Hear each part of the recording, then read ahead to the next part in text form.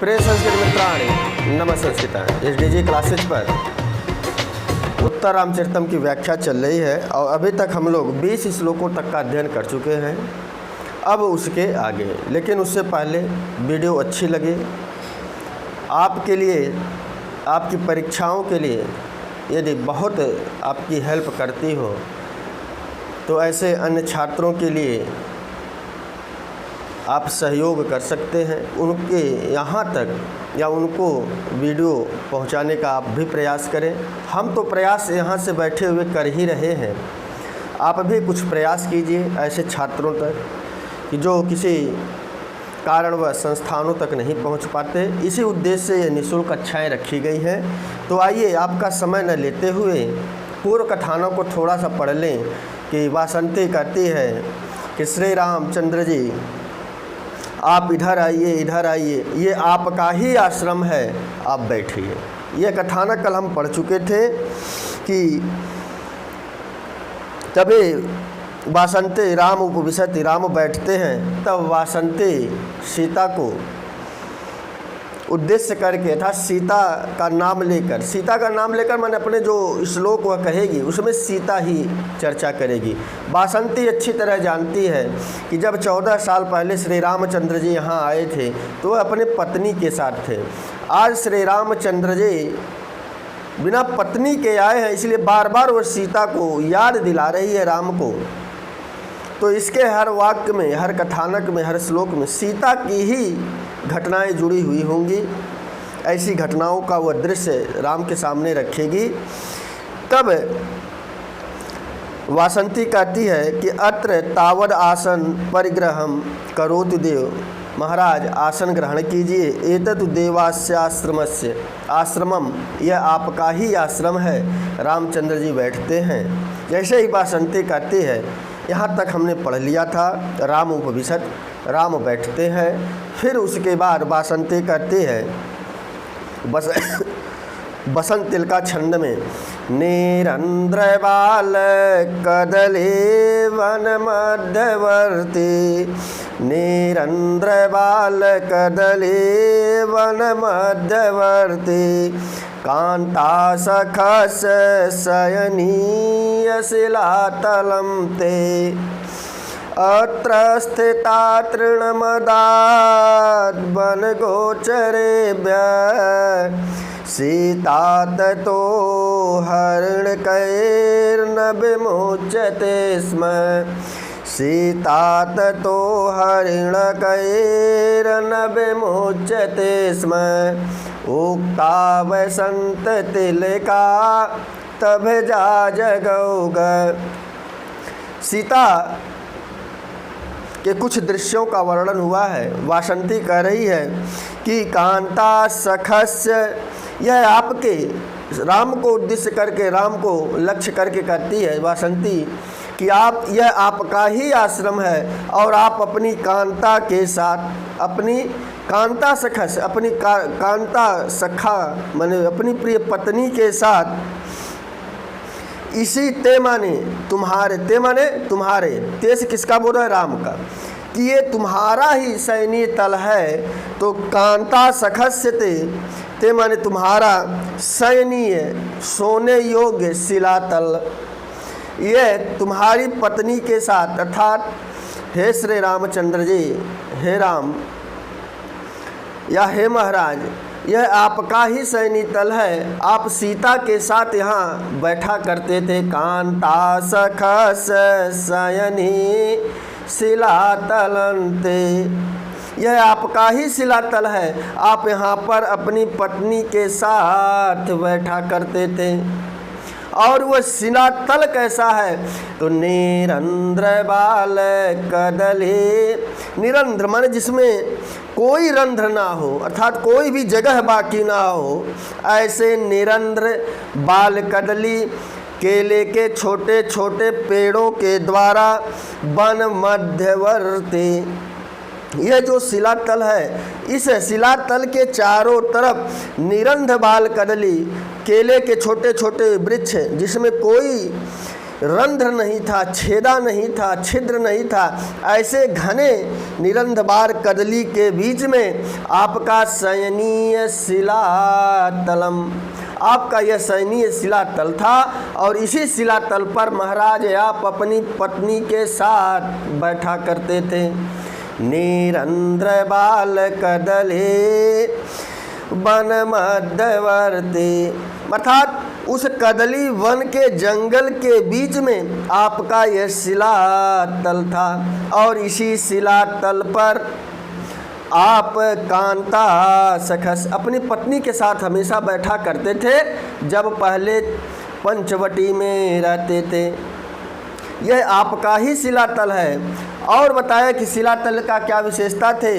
अत्र स्थिता तृणमदात् वन गोचरेभ्य, अत्र माने यहीं पर, स्थिता माने खड़ी होकर, यहीं खड़ी होकर, नीचे लाइन में दिया है सीता। अत्र स्थिता सीता वन गोचरेभ्य, अर्थात यहीं पर सीता जी खड़ी होकर वन गोचरेभ्य, वन में निवास करने वाले जीव जंतुओं या वन में निवास करने वाले हरिण माने हिरणियों को, हिरणों को तृणम अदात घास फूस खिलाया करती थी।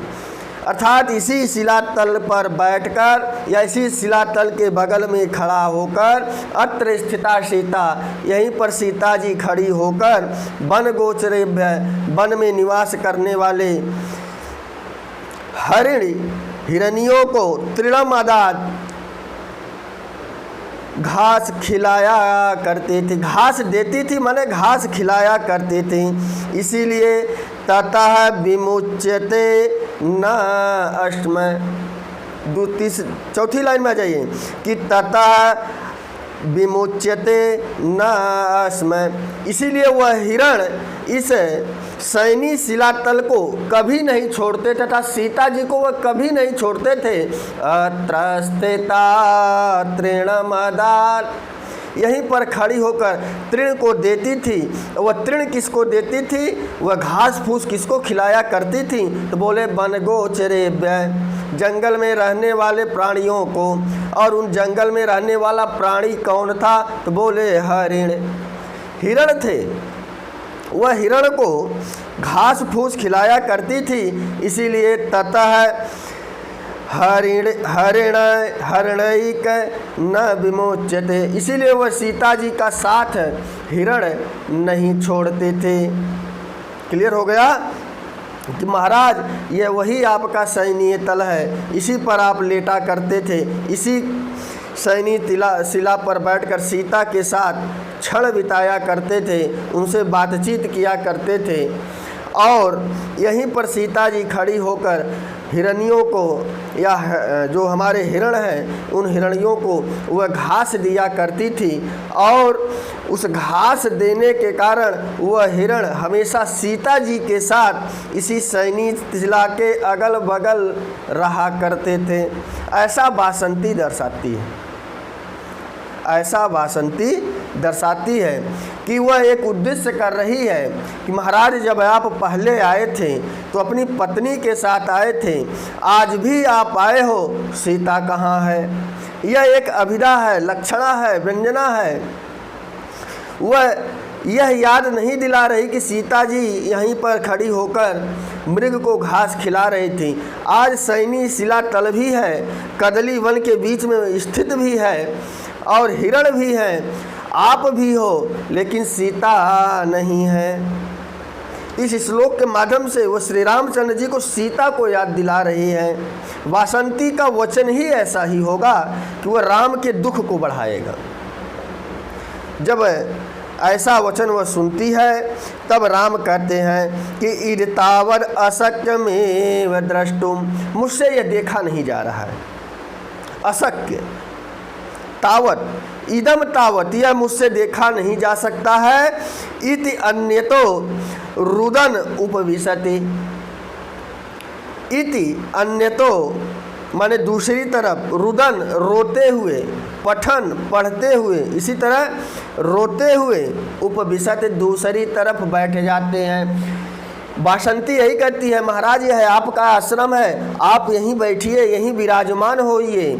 तभी तो यह श्लोक आया कि निरंतर बाल कदली। अब उस सैनी शिलातल की कुछ विशेषताएं बताती हैं। श्री रामचंद्र जी उस सैनी शिलातल को देखकर कहते हैं कि मुझसे यह दुख देखा नहीं जा रहा है कि मैं इस सैनी शिलातल को देखकर मैं व्यथित हो गया हूँ, मैं करुणा में चला गया हूँ। ऐसा रोते हुए राम जी उस वहाँ पर न बैठकर सैनी शिलातल से दूर जाकर बैठ जाते हैं। तो इति अन्य तो रुदन उपविशत, सत्र प्रत्यय लगा है कि रोते हुए, पठन पढ़ते हुए, चलन चलते हुए, तो रुदन रोते हुए उपविशत।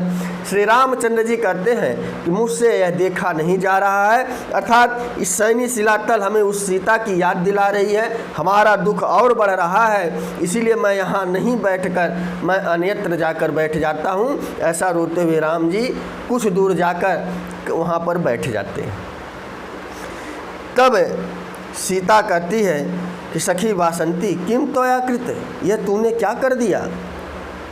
देखो, राम को रोते हुए सीता भी दुखी हो गई कि वासंती यह तूने क्या कर दिया। कि सीता सखी वासंती, संबोधन है कि हे सखी वासंती किम त्वया कृतम, यह तूने क्या कर दिया।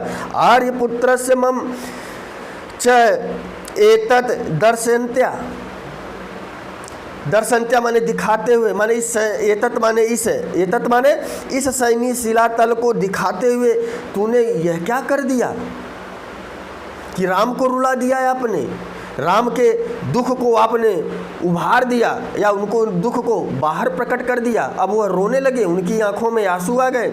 यही वासंती, इसलिए प्रश्नवाचक चिन्ह लगा है दर्शन्त्या। अरे यह तूने क्या कर दिया। राम को जो है उनको शोकातुर कर दिया, वो शोक में रोने लगे, उनकी करुणा बढ़ गई।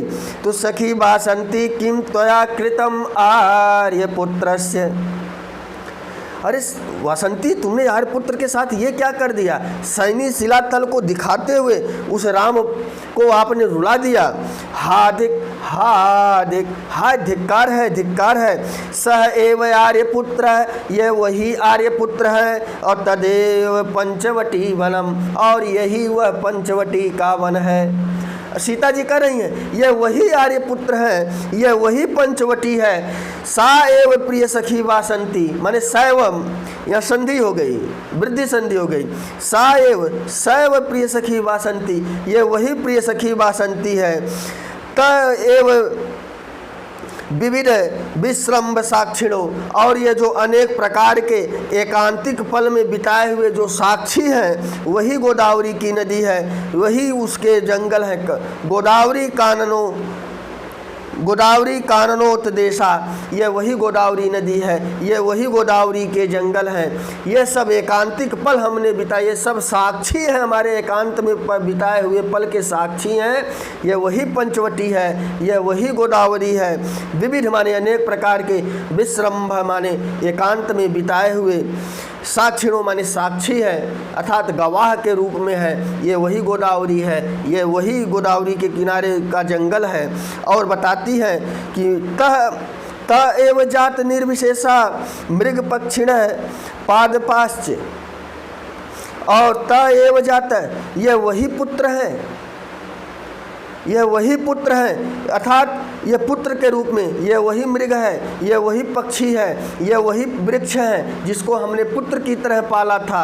अर्थात ये सब वही हैं। लेकिन मम पुनर्मंद भाग्य आया, लेकिन मैं ऐसी अभागन हूँ कि दृश्यमानमपि, सब कुछ दृश्यमान होते हुए भी, सब कुछ दृश्यमान होते हुए भी, कि मैं ऐसी अभागन हूँ कि यह वही जंगल है, यह वही आश्रम है, यह वही आर्यपुत्र है, यह वही गोदावरी है, यह वही गोदावरी का जंगल है, पंचवटी का जंगल है, और यह वही मृग है, वही पक्षी है, वही वृक्ष है। लेकिन सब कुछ दृश्यमान होते हुए मैं सब कुछ देख रही हूँ, सब कुछ दृश्यमान है। मैं ऐसी अभागन हूँ कि सर्वम एव एतन नास्ति, सब कुछ होते हुए भी हमारे लिए कुछ भी नहीं है। सब कुछ मेरे सामने है लेकिन मेरे लिए यह कुछ भी नहीं है। अर्थात मेरे लिए सब अभाव है, सब कुछ दिखाई पड़ रहा है लेकिन मैं यहाँ पर नहीं हूँ। ऐसा लगता है कि ईदृशो जीवलोकस्य, कि यह हमारा जो संसार है परिणाम समृतम, पूरा बदल गया है। अर्थात यह जो हमारा जीवलोक का संसार है पूरा बदल गया है। मैं इस सांसारिक जीवन को व्यतीत नहीं कर पा रही हूँ। माने वो पृथ्वी पर नहीं आई है सीता जी, अदृश्य रूप में है, इसीलिए बोला कि यह पूरा संसार ही हमारे लिए बदल गया है। बताओ, श्री रामचंद्र जी इस समय पंचवटी में आए हुए हैं, वही सैनी शिलातल है, वही कदम्ब का वृक्ष है, वही गजसावक है, वही मयूर है, सब कुछ तो है, सब कुछ मैं देख रही हूँ, लेकिन दृश्यमान माने मैं ऐसी अभागन हूँ कि सब कुछ तो दिखाई पड़ रहा है। सर्वम एव एतत् नास्ति, लेकिन यह सब कुछ हमारे लिए नहीं है। अर्थात यह सब कुछ हमारे लिए व्यर्थ है। ईदृशो जीवलोकस, प्रभु की ऐसी माया चली, प्रभु का ऐसा चक्र चला कि यह संसार ही पूरा बदल गया। हमने कभी नहीं सोचा था कि हम श्री रामचंद्र के बिना जीवन जीवेंगे और रामचंद्र जी हमारे बिना जीवन जिएंगे, लेकिन प्रभु की ऐसी इच्छा रही कि पूरा हमारा संसार ही बदल गया। तो यह कथानक इसमें सीता अपने दुख को प्रकट करती है कि सह एव आर्यपुत्र, यह वही आर्यपुत्र है। तदेव पंचवटी वनम, यह वही पंचवटी वन है। सैव प्रिय सखी वासंती, यह वही प्रिय सखी वासंती है। का एव विविध विश्रम्भ साक्षिणों, और हमारे अनेक प्रकार के एकांत में जो साक्षी गोदावरी कानन आदि जो देश प्रदेश थे, माने जहाँ जहाँ पर हम उस कानन में जंगलों के झाड़ियों में या जंगलों के पत्थरों पर जहाँ बैठ बैठ कर हम श्री रामचंद्र जी के साथ एकांत के पल बिताया करते थे, ये वही जंगल है। और त एव जात निर्विशेषा, ये वही हमारे पुत्र हैं, मृग हैं, पक्षी हैं। पादप माने यही हमारा वह वृक्ष है जिसको मैंने पाला पोसा था, यही वह मृग है जिसको मैं घास खिलाया करती थी, यही वह मयूर है जिसको मैं तालियों से नचा नचा कर इसे प्रतिदिन पाला पोसा बढ़ाया था। सब कुछ दृश्यमान है, लेकिन सब कुछ दृश्यमान होते हुए एतत् नास्ति, यह सब हमारे लिए बेकार है। अर्थात ईदृशो जीवलोकस्य परिणाम समृत, हमारे लिए संसार पूरी तरह बदल गया है। ऐसी सीता जी अपने मन की व्यथा को व्यक्त करती हैं। तब वासंती कहती है सखी सीते, सीता का संबोधन सीते बनेगा। सीता यहाँ वासंती को दिखाई नहीं पड़ रही है, लेकिन फिर भी वासंती कहती है हे सखी सीते, तुम जहाँ भी हो वहाँ से संबोधन कर रही है कि तुम कहीं भी इस संसार में हो, उसको उद्देश्य करके कह रही है हे सखी सीते, कथम न पश्यसि रामभद्रस्य अवस्थाम। हे सखी सीते, कथम न पश्यसि, क्यों नहीं देख रही हो रामभद्रस्य अवस्थाम, रामभद्र की अवस्था को, इनके स्वरूप को आप क्यों नहीं देख रही हो, इनकी अवस्था को तो देखो। तब वासंती कहती है, और यह हरणी छंद में है। यह कौन सा छंद है? हरणी छंद है कि नव कुवलय स्निग्धैरंगै ददन्नयनो सवम सततमपि न स्वेच्छादृश्यो नवो नव एव स विकलकरणः पाण्डोच्छाय शोचापरे दुर्बल कथमपि स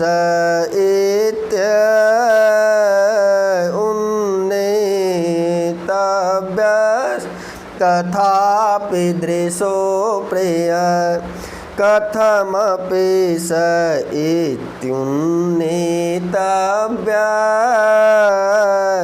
तथापि दृशो प्रिय। हरणी छंद में गाया गया है। 6, 4, 7 पर यति होगी, 17 वर्ण होते हैं। यहाँ बताया कि नवकुवल माने नवकुवल माने नविकुवल माने होता है कमल, तो नवीन नील कमल के समान, स्निग्धई माने कोमल, अंगई माने जिसके अंग है, नव कुवलय स्निग्धई, अर्थात नील कमल के समान कोमल, अंगई माने अंग वाले, ददन्योत्सव, ददन ने दिया है कि इनके जो नयन हैं वह बहुत प्यारे लगते थे। वह नील कमल के समान कोमल अंग वाले श्री रामचंद्र जी, रामचंद्र जी का बोध हो रहा है, रामचंद्र की स्वरूप की कल्पना की जा रही है कि जब मैं उस श्री रामचंद्र जी को, जब वह पंचवटी में सीता जी के साथ रहते थे तब वह कैसे दिखाई पड़ते थे।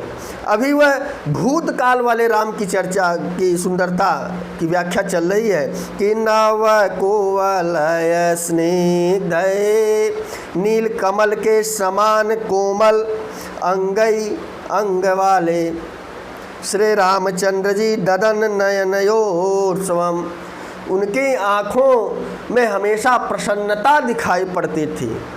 वह पंचवटी में जब सीता जी के साथ वह श्री रामचंद्र जी रहा करते थे तो वह नील कमल के समान अंग वाले श्री रामचंद्र जी की आँखों में सुंदरता दिखाई पड़ती थी। अर्थात उनकी प्रसन्नता युक्त आँखों को देखकर हम भी प्रसन्न हुआ करते थे। और दूसरे लाइन में बताया, सततमपि न स्वेच्छा, न माने हम लोगों को, अस्माकम का वैकल्पिक रूप है कि हम लोगों के लिए सततमपि लगातार, स्वेच्छया स्वेच्छा से माने जब चाहो श्री रामचंद्र जी को देख लिया करते थे। इस समय वह चक्रवर्ती राजा हैं और किसी चक्रवर्ती राजा से मिलने के लिए समय लिया जाता है। जब तक राजा की आज्ञा नहीं होगी, वहाँ का मंत्री आदेश नहीं करेगा, तब तक आप राजा से मुलाकात नहीं कर सकते।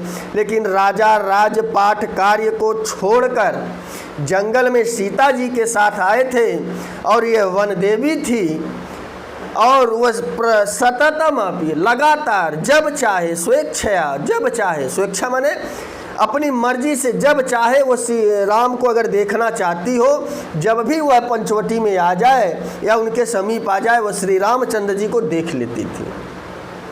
सततमपि न स्वेच्छा दृश्यो, स्वेच्छा से न माने हम लोगों के लिए लगातार वो सुलभ थे, जब चाहते थे हम श्री रामचंद्र जी को देख लेते थे और जब जब देखते थे नवो नव एवश, जितनी बार श्री रामचंद्र जी को देखते थे तो उनका हमेशा अलग अलग रूप दिखाई पड़ता था, हमेशा कुछ नया ही दिखाई पड़ता था। अर्थात उनकी चेहरे में इतनी प्रसन्नता थी, इतनी सुकुमारता थी कि जितनी बार देखते थे कुछ ना कुछ स्वरूप उनका बदला हुआ दिखाई पड़ता था। अर्थात हमेशा चेहरा बदला हुआ दिखाई करता था। कभी सोचते थे, कभी जो है बातें करते हुए दिखाई पड़ते थे, कभी कुछ कार्य करते हुए दिखाई पड़ते थे। माने हमेशा उनका स्वरूप बदलता रहता है। जैसे कुछ व्यक्ति किसी एक स्वरूप को बार बार देखकर बोर हो जाते हैं, लेकिन श्री रामचंद्र जी में ऐसी विशेषता नहीं थी। चक्रवर्ती राजा थे और अलौकिक शक्ति के वह धनी थे, उनके पास अलौकिक शक्तियाँ थी।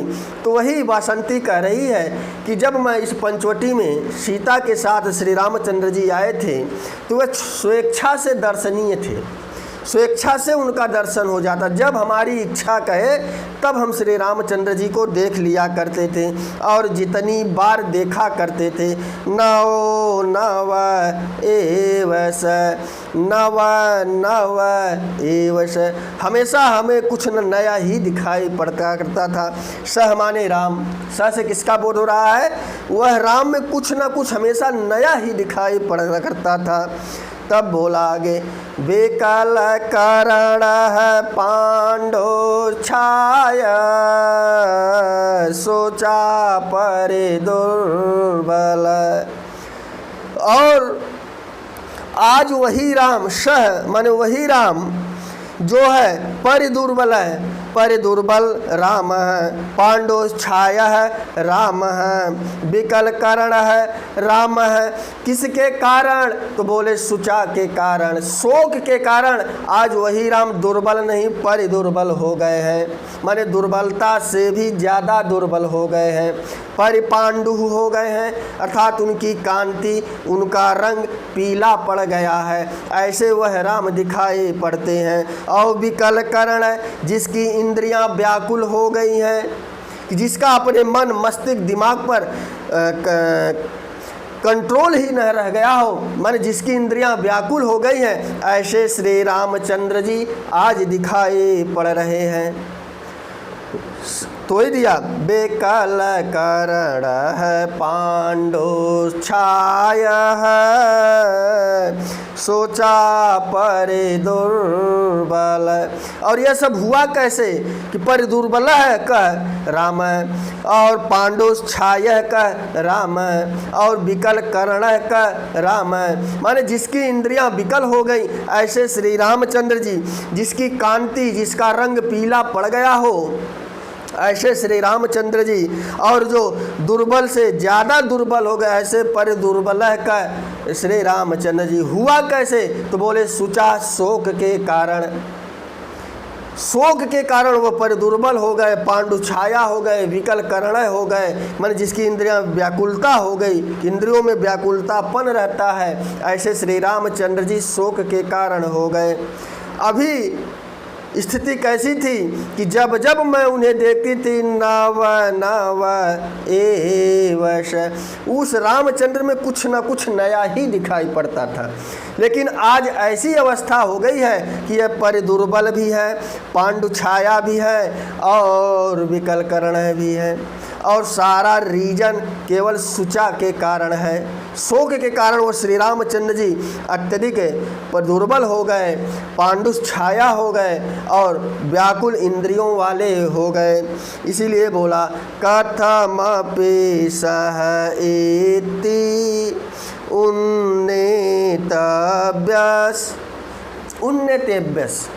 उन्नतेभ्य बताया कि कैसे, कथमपि माने कैसे, सह माने उस राम को, उन्नतेभ्य मैं पहचानूंगी, अर्थात उन्नतेभ्य माने कि मैं उस श्री रामचंद्र जी को अनुमान करती हूँ, तब जाकर मैं समझ पाती हूँ कि यह वही श्री रामचंद्र जी हैं। उन्नतेभ्य इति यहाँ पर इसीलिए संधि हो गई, इति उन्नतेभ्य कि अब मैं उन्हें अनुमान करती हूँ, कथमपि किसी तरह से मैं अनुमान लगाती हूँ, तो सह माने वही राम हमें दिखाई पड़ते हैं। दुर्बल हो गए हैं, कृश हो गए हैं, उनकी रंग और रूप पांडु छाया हो गई है, इंद्रियां व्यथित हो गई हैं, इंद्रियों में व्याकुलपन दिखाई पड़ता है। तो उसी अंत में भवभूति ने कहा कि कथमपि सह इति, माने मैं कैसे उन्हें पहचानती हूँ, तो दिया उन्नतेभ्य अनुमान करती हूँ। अच्छा, ऐसा शरीर था, दुबला होने पर चाहिए श्री रामचंद्र जी, उनकी बनावट ऐसी थी, रंग ऐसा था, थोड़ा सा पीला हो गया है, ऐसा अनुमान लगाती हूँ, तब मैं जानती हूँ कि यह वही श्री रामचंद्र जी हैं जो 12 वर्ष पहले पंचवटी में रहा करते थे। जब वो 14 वर्षों के लिए, क्षमता, जब वो पंचवटी में आए थे, तब जो है वह श्री रामचंद्र जी आज इस अवस्था में दिखाई पड़ रहे हैं।